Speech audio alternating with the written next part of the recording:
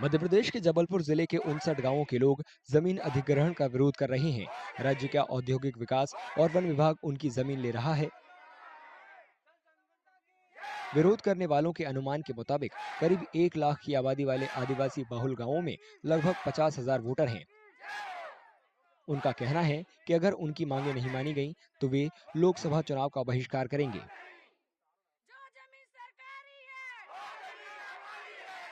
Sir जी, हमारी मांग है तो यही है कि हमको खेती किसानी करने को मिलता नहीं है। जो हमारी खेती किसानी है तो उन लोग मतलब जो उद्योग विभाग वाले हैं तो उन लोग ले लिए हैं। हमारी मांग यही है कि हमारी जमीन वापस करो, जमीन नहीं तो वोट नहीं। मेरे साहब कोई जमीन नहीं थी मेरे पास, तो ये जंगल पड़ा था, अलाउस था जंगल, ऐसे ही पड़ा था फालतू। तो वहाँ मैंने 15, 20, 25 साल से वो जंगल को साफ किया और साफ करके 15-50 लोगों ने वहाँ भी साफ कर लिया। तो हम लोग बोने खाने लगे, किसी ने तिली बोया, किसी ने राहर बोई, किसी ने धान बोया।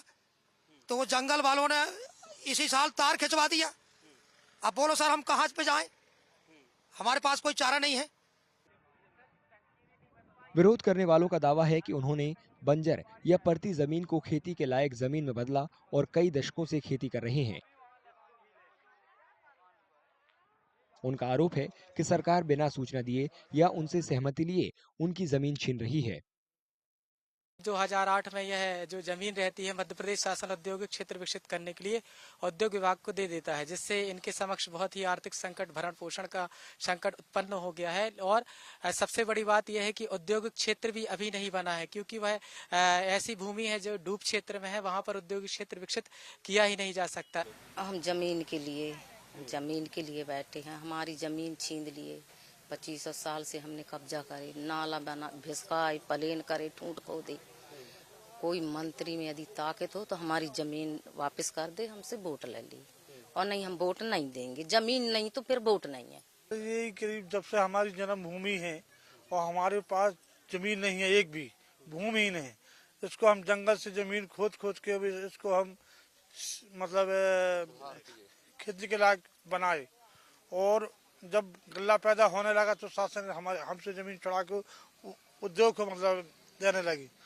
ये करीब 54 एकड़ जमीन है, जिसमें 54 ही आदमी काबिज है जमीन में, और इससे हमारे बारे बारे बच्चे भी इससे पलते हैं, पालन पोषण होता है। जबलपुर जिला प्रशासन का कहना है कि वो गांव वालों के दावों की जांच करेगा और जल्द से जल्द समस्या का समाधान करने की कोशिश करेगा। यदि इन लोग अभी खेती कर रहे हैं जहाँ और बहुत सालों से यदि कर रहे हैं, तो इनसे हमारा ये निवेदन है, कहना है कि आप अपने पुराने दस्तावेज जो जरिमाना की रसीदें हैं उसके सहित आवेदन सहित आप वरिष्ठ अधिकारी, अनुविभागीय अधिकारी महोदय के यहाँ आप पेश करिए। आपकी समस्याओं पर जरूर विचार किया जाएगा। जबलपुर में 19 अप्रैल को लोकसभा चुनाव के पहले चरण में वोटिंग होगी। ऐसे में ये मुद्दा राजनीतिक तौर पर गर्म है। बीजेपी का कहना है कि फिलहाल आदर्श आचार संहिता लागू है, लिहाजा वो चुनाव के फौरन बाद गांव वालों की मांगों पर विचार करेंगे। हमारे संज्ञान में बात आई तो हम शासन स्तर पर चुनाव के बाद बातचीत करेंगे, और यदि उनके पास कोई कागज है, उनके पास पट्टा या सरकार के द्वारा पट्टा दिया गया था तो कुछ उनके पास पेपर्स हो तो वो दिखाएं, तो उस पर हम उनकी मदद करेंगे। नहीं होगा तो भी सरकार ये चाहती है कि भूमिहीनों को पट्टा देने के काम कर रही है। जबलपुर के कांग्रेस उम्मीदवार ने विरोध करने वालों से चुनाव का बहिष्कार करने के बजाय बीजेपी के खिलाफ वोट करने की अपील की है।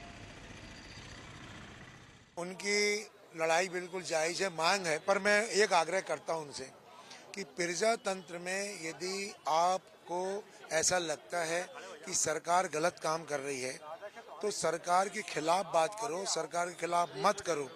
बहिष्कार करने का कोई हल नहीं है। बहिष्कार करने का भी मतलब होता है कि आप प्रत्यक्ष उनको फायदा हो जाएगा। राज्य कांग्रेस प्रमुख ने आरोप लगाया है कि मध्य प्रदेश के मुख्यमंत्री ने मंगलवार को उमरिया शहर के पास जंगल में महुआ जमा करने वाली महिलाओं से राहुल गांधी की बातचीत पर व्यंग किया और आदिवासी संस्कृति का अपमान किया।